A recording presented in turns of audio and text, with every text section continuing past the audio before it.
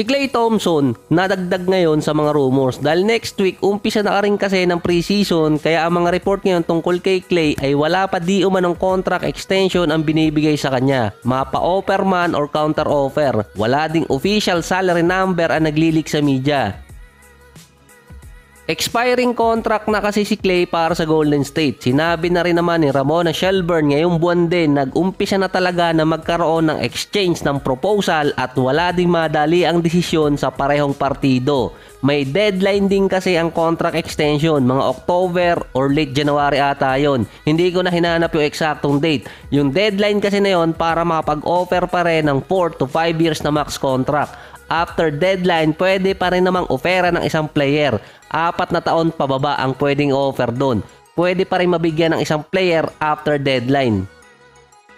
Sinabi na rin naman ni Joe Lacob, ang team owner ng Golden State, na antayin muna nila ang season at kung ano ang magiging game ni Klay bago sila mag-decide kung gaano kalaki ang ibibigay na kontrata. Sa report din ni Anthony Slater na walang report kung ano ang magiging contract nitong si Klay Thompson, gahalin din sa kanya yung estimated na $42 million hanggang $51 million. Ito rin ata yung mga post ng open court na nagkakagulo ngayon yung mga report kahit dun sa trade nitong si Damian Lillard. Estimated pa lang din naman yung binigay sa kanya dahil may report din si Klay magpapababa ng kontrata. Si Klay pa rin ang leader pagdating sa 3-point shot last season. Wala na siya sa All-Star selection at going 34 na rin si Klay. Sinabi na rin naman ng GM ng Golden State na expected nilang bibigyan ng kontrata si Klay Thompson. At ito pa yan, expected din bibigyan nila si Coach Steve Kerr dahil expiring contract na rin siya. Huling taon niya ngayon sa Golden State so far as the moment. Sinabi na rin ni Coach Steve Kerr hindi siya nababahala kung 1 taon na lang yung kontrata niya. Wala pa rin specific timeline si Coach Steve Kerr kung kailan siya bibigyan ng kontrata. Marami kasi mga naalis na championship coach nung mga nakaraang taon. Nandyan nga si Nick Nurse, Frank Vogel at si Mike Budenholzer. Inaasahan pa rin ni Coach Steve Kerr na makakapirma siya ng panibagong kontrata dahil meron ng mutual agreement sa pagitan ng GM at ng team owner. Ang isa pang tiningnan dyan ng mga analyst, mas prioritize di umano ng Warriors ang talent kesa chemistry dahil yun talaga ang binil ni Steve Kerr sa Warriors. May bago kasing player ang Golden State ngayon, naka-exhibit 10 contract nga lang. Sa training camp to tapos preseason at kung aabot na makarating ng official lineup. Kung si Draymond Green, may Chris Paul nung una na ngayon naman inayos nilang dalawa. Si Klay Thompson meron din, si Rodney McGruder.